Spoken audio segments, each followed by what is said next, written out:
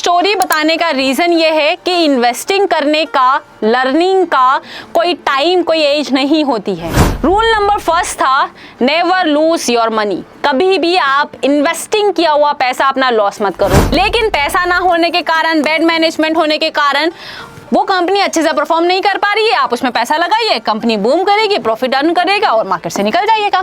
Eight the age of 35 वो stage phobia को दूर करने के लिए उन्होंने कोर्स ज्वाइन किया।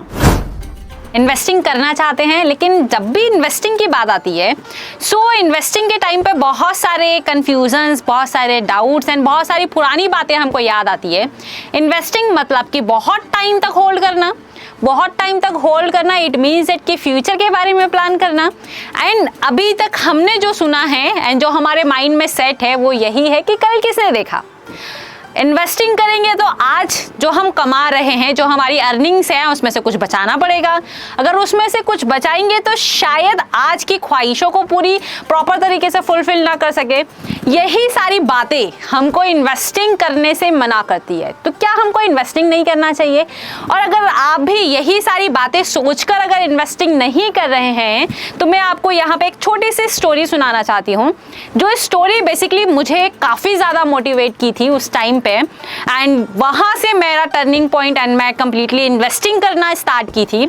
सो ये वीडियो बनाने का पर्पस मेरा इतना ही है, अगर आप जितनी भी ऑडियंस है उसमें से अगर 1% भी अगर ये सुनकर अपने आप को कन्वर्ट कर लेती है फॉर इन्वेस्टिंग कि नहीं मुझे पैसा लगाना है, चाहे छोटा पैसा लगाना है, तो मुझे लगेगा कि ये वीडियो वर्थ है, लिटरली वर्थ है। चलिए स्टार्ट करते हैं, ज़्यादा टाइम हम वेस्ट नहीं करते हैं।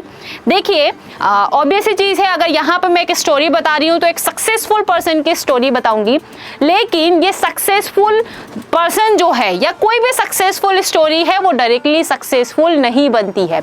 हमारे सामने या आपके सामने वो स्टोरी तभी आती है जब वो सक्सेसफुल होती है, लेकिन सक्सेसफुल होने के पीछे काफ़ी सारे स्ट्रगल हैं और ऑब्वियस सी चीज़ है उन्होंने काफ़ी स्ट्रगल्स फेस किए होंगे। देखिए क्या होता है एंड स्ट्रगल करना क्यों ज़रूरी है वो भी मैं आपको बताती हूँ। जब भी हम कोई काम स्टार्ट करेंगे, ठीक है, जो भी आपको काम स्टार्ट करना हो, लाइक आपको लर्निंग पे फोकस करना हो, आपको कोई गवर्नमेंट जॉब की प्रिपरेशन करनी हो, कुछ भी करना हो, आपके पास एक काम है जो आप शुरू करना चाहते हैं। अब क्या होगा, यहाँ पे दो चीज़ें हैं, या तो आप इसको शुरू करने के बारे में सोच रहे हैं और ये डर है कि नहीं मैं फेल हो जाऊंगा और इसके चलते आप शुरू ही ना करें और फुल स्टॉप लगा दें, तो क्या होगा, ये काम यहीं पे स्टॉप हो जाएगा और आप सोचेंगे ठीक है फेलियर होगा तो देखा जाएगा, स्टार्ट तो करते हैं, क्या होगा। आपने स्टार्ट जैसे ही आप करेंगे, यहाँ पे दो फेज ओपन होगी, कुछ स्ट्रगल्स होंगे, कई बार बीच में डिमोटिवेशन आएगा, नहीं हो रहा है, रुक जाना चाहिए, फिर कुछ लोग आपको मोटिवेट करेंगे, फिर कुछ स्टेप्स आपके पास आएंगी एंड देन ये इस तरीके से चलता रहेगा। अब आप मुझे बताइए, अगर आप यहाँ पे इस चीज़ को स्टॉप कर दिए होते तो शायद आपने सक्सेस क्या होती है या स्ट्रगल क्या होता है ये चीज़ आपने कभी नहीं देखी होती। जो लाइफ आप यहाँ पे जी रहे होते वही लाइफ आप यहाँ पे भी जी रहे होते, कोई भी चेंजेस नहीं हुआ होता। लेकिन इस टाइमिंग पे आपकी लाइफ में डेफिनेटली कहीं उतार चढ़ाव आएंगे, कई जगह पे आपको एक अच्छी फेज भी मिलेगी, कहीं जगह पे आपको बहुत वर्स्ट फेज मिलेगी जो शायद आप कभी फेस भी नहीं कर सकते या नहीं करना चाहते, वैसी भी फेजेस आपके सामने आएगी। लेकिन फिर भी आप यहाँ पे कंटिन्यू स्ट्रगल करते जा रहे हैं एंड लास्ट आपका 5 ईयर्स हो चुका है, ठीक है। अब क्या होगा, आपने कोई स्टार्ट किया एंड मे बी यहाँ पे अगर आपको फेल्योर मिलता है तो क्या होगा, मैक्सिमम से मैक्सिमम क्या होगा, आपका ये 5 साल खराब होगा, इससे ज्यादा कुछ होगा। पहले जो यहाँ थे अब भी यहीं पे होंगे अगर फेल्योर हुए तो 5 साल होगा, लेकिन ये 5 साल में आपको डेफिनेटली कई सारा एक्सपीरियंस मिलेगा और जब आप इस स्टेज पे आएंगे तो यहाँ पे कहीं ना कहीं आपको नेचर भी पुश करने की कोशिश करेगा। कैसे होता है मैं आपको बताती हूँ। देखिए अगर कोई भी सक्सेस हुआ, मैं इसको इरेज कर देती हूँ, कोई भी सक्सेस हुआ, हर एक सक्सेस डायरेक्टली किस्मत से नहीं मिलती है और ऐसा भी नहीं होता है कि कभी किस्मत साथ ही ना दे। अगर मैं बताऊं ना, सक्सेस के पीछे 99% जो होती है वो मेहनत होती है। आप किसी को भी देख लीजिए, आप अभी बहुत सोशल मीडिया को यूज़ कर रहे होंगे, बहुत सारे सोशल मीडिया पे कुछ ऐसे इन्फ्लुएंसर्स हैं जो बहुत अभी आपको लग रहा है कि वो बस डायरेक्टली फेमस हो गए एंड बहुत सारा पैसा उनको मिला, वो किस्मत की वजह से मिला है। नहीं, एक्चुअल में वो मेहनत कर रहे हैं, वो कंटिन्यू लास्ट टाइमिंग से मेहनत कर रहे हैं। मे भी हो सकता है 5 साल, मे भी हो सकता है 10 साल, ये उनकी मेहनत है। इस मेहनत के चलते 1% उनके लक ने उनका साथ दिया, किस्मत ने उनका साथ दिया, एंड देन बूम, वो 1% किस्मत जो है ना, वो हर किसी का गेट खटखटाती है, लेकिन किसका? जो एक्चुअल में मेहनत करना जानते हैं, जो अपनी लाइफ को स्टार्टअप करना जानते हैं, उन्हीं को ये मिलेगा। अदरवाइज वो पहला बताया था, पहली स्टेप और वहीं पे स्टॉप लगा दो, तो शायद आप सोचे कि नहीं जादू से किस्मत चमकेगी और हो जाएगा, तो नहीं। यहाँ पे आपको बीच में किस्मत मिलेगी, खटखटाएगी भी। अगर आपने उसका प्रॉपर यूज़ किया तो आप बहुत जल्दी बहुत अच्छा कर सकते हैं। चलिए और बताती हूँ, और एक क्या है, इसको मैं इरेज कर देती हूँ। देखिए क्या होता है, 2 चीज़ें हैं। अगर आप यहाँ से, चलिए हम ट्रेडिंग की बात करते हैं, हम लर्निंग की बात करते हैं, हम इन्वेस्टिंग की बात करते हैं। आपके कुछ ड्रीम्स होंगे। ड्रीम्स क्या होंगे आपके? घर चाहिए, गाड़ी चाहिए, घर गाड़ी और पैसा चाहिए, बस इतना सा फुलफिल हो जाएगा तो मेरा काम हो गया।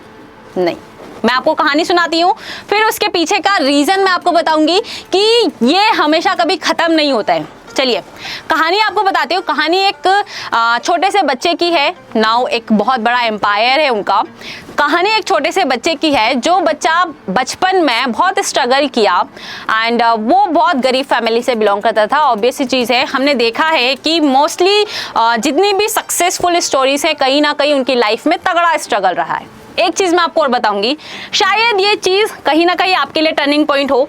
अगर आप एक्चुअल में डेटा एनालिसिस करने जाएंगे ना, तो ये जो 85% डेटा है, ये जो 85% डेटा, इनमें 85% मिलेनियर्स और बिलेनियर्स फर्स्ट जनरेशन के हैं, और बाकी जो 15% है वो इनहेरिटेंस के हैं। ठीक है, तो आपके लिए भी करना कोई बड़ी बात नहीं है।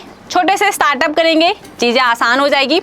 चलिए, वो छोटा सा बच्चा जो बहुत स्ट्रगल देखा अपनी लाइफ में, कभी कभी उनको खाने तक की प्रॉब्लम होती थी। देन उन्होंने लर्निंग करना स्टार्ट किया। उन्होंने बचपन में ही एक चीज़ सीखी थी। वो बचपन में वो चीज़ थी कंपाउंड की।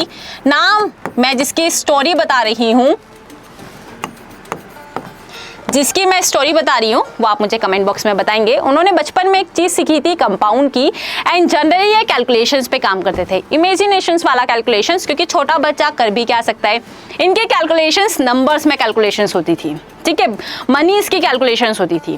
कैसे कैलकुलेशंस होती थी बताती हूँ। उनका कैलकुलेशन सीधा साधा, फॉर एग्जाम्पल अगर मैंने एक चीज़ परचेस की, उससे मैंने पैसा बनाया, पैसे से मुझे प्रॉफिट होगा।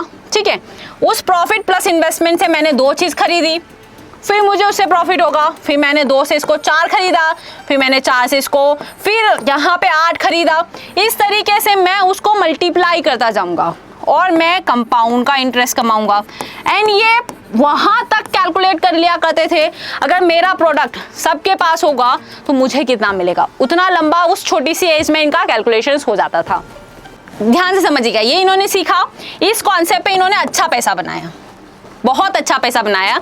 एक टाइम आया, एक टाइम पे ये एक यूनिवर्सिटीज़ में एडमिशन चाहते थे। इनके फादर चाहते थे कि उस यूनिवर्सिटी में इनको एडमिशन मिले, लेकिन किस्मत ने वहाँ साथ नहीं दिया और इनको वहाँ पे एडमिशन नहीं मिला।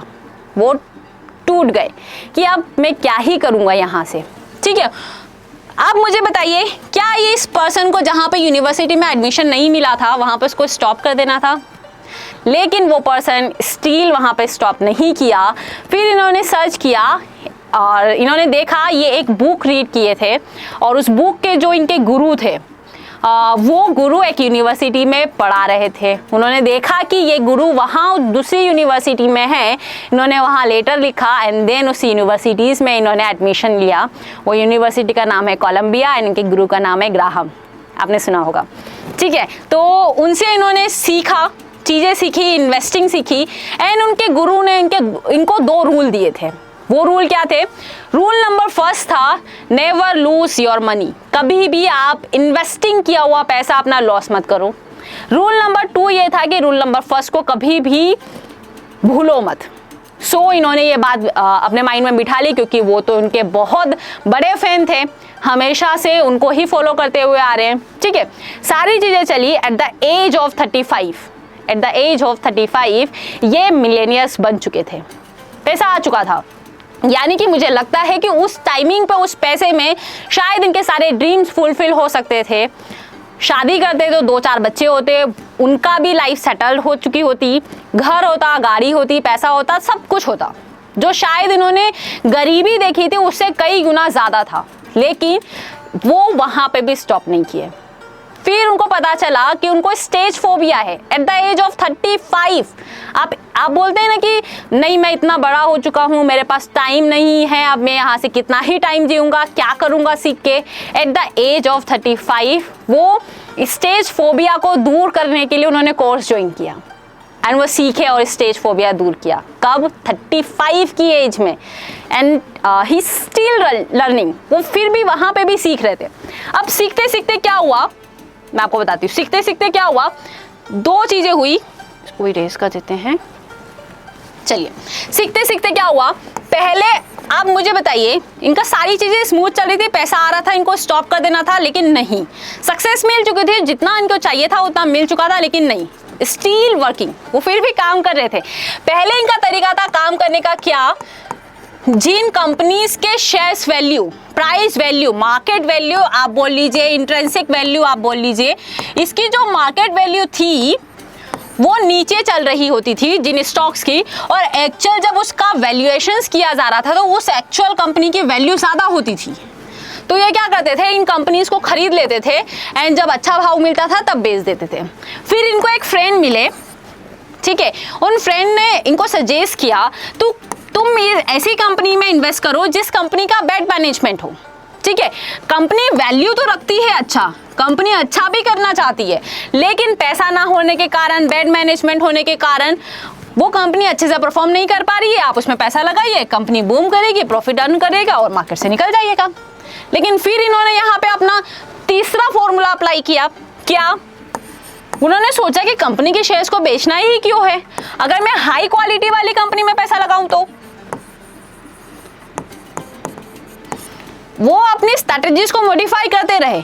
अगर शायद इसी कॉन्सेप्ट पे अगर वो वर्किंग कर रहे होते तो शायद आज इस स्टेज पे नहीं होते। वो उन्होंने सोचा कि मैं हाई क्वालिटीज वाली कंपनीज पे इन्वेस्ट करता हूँ एंड कभी मुझे उसको बेचना ही ना पड़े, और यही कंपनी मुझे क्या करे, कंपाउंड का रिटर्न्स देती रहे, लाइफ टाइम रिटर्न्स देती रहे।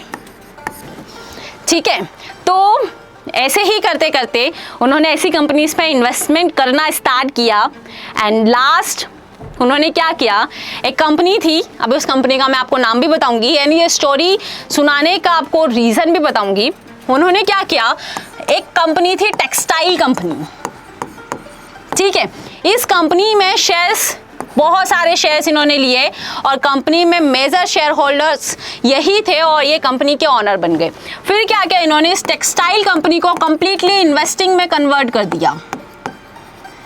ठीक है, आज वो कंपनी बहुत अच्छा परफॉर्म कर रही है और वो कंपनी अमेरिका की सबसे ज़्यादा कॉर्पोरेट टैक्स पे करने वाली कंपनी है। इस कंपनी ने लास्ट 2024 में 2.2 लाख करोड़ रुपीस का टैक्स पे किया है। मैं आपको दिखाऊंगी भी, इसको एक स्क्रीनशॉट पे देख सकते हैं आप। स्क्रीन पे मेरा स्क्रीनशॉट दिखाई दे रहा होगा। ये वही कंपनी है जिस कंपनी की मैं बात कर रही थी, बर्कशायर हैथवे। यहाँ पे देख सकते हैं कितना टैक्स उन्होंने दिया है एंड जिनकी ये स्टोरी है, बेसिकली उनका नाम है वॉरेन बफेट सर, ये उन्हीं की स्टोरी है एंड ये देख सकते हैं 26 अरब डॉलर यानी कि लगभग 2.2 लाख करोड़ रुपीस का टैक्स पे किए हैं अमेरिकी सरकार को 2024 में। ठीक है, तो ये स्टोरी बताने का रीज़न ये है कि इन्वेस्टिंग करने का, लर्निंग का कोई टाइम, कोई एज नहीं होती है। अभी आप मुझे बताइए, ये रिचेस्ट पर्सन में टॉप फर्स्ट पे हैं, अभी कमाने की ज़रूरत है लेकिन स्टिल काम चल रहा है। उनकी एज आप देख सकते हैं, उनकी एज कितनी हो चुकी है लेकिन स्टिल उनका काम चल रहा है। फिर मिला जाएगा ऐसे ही किसी वीडियो के साथ। Thank you so much everyone.